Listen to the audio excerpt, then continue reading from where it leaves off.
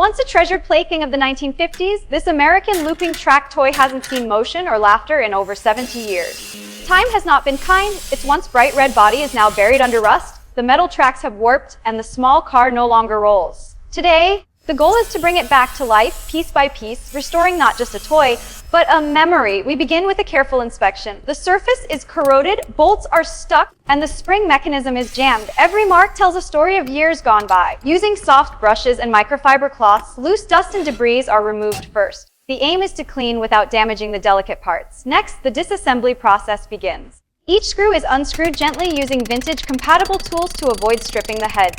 Some are so rusted they need heat treatment. A quick touch with a mini blowtorch helps loosen them. The track sections separate slowly, revealing the underlying structure of this beautifully engineered 1950s mechanism.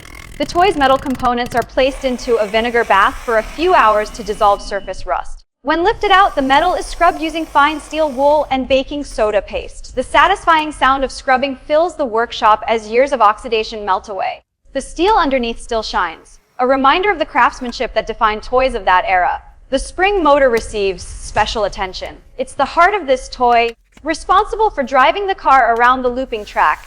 The mechanism is dismantled and soaked in degreaser to remove sticky residue. The old lubricant has turned into a hard wax over time. After cleaning, it's re-lubricated with light machine oil and reassembled carefully. The spring clicks back into place with a smooth tension, a good sign that the motor will run again. The paint restoration comes next, using a soft wire brush. The toy's frame is sanded down to remove any remaining rust. Primer is applied evenly, followed by multiple layers of enamel paint in the same vibrant red shade that matches the original 1950s color palette. Once dry, a clear protective coat is added to preserve the shine and prevent future corrosion. For the track, precision is crucial. The loops must be perfectly aligned for the small die-cast car to move smoothly. Bent sections are heated slightly and reshaped using a rubber mallet and a custom jig.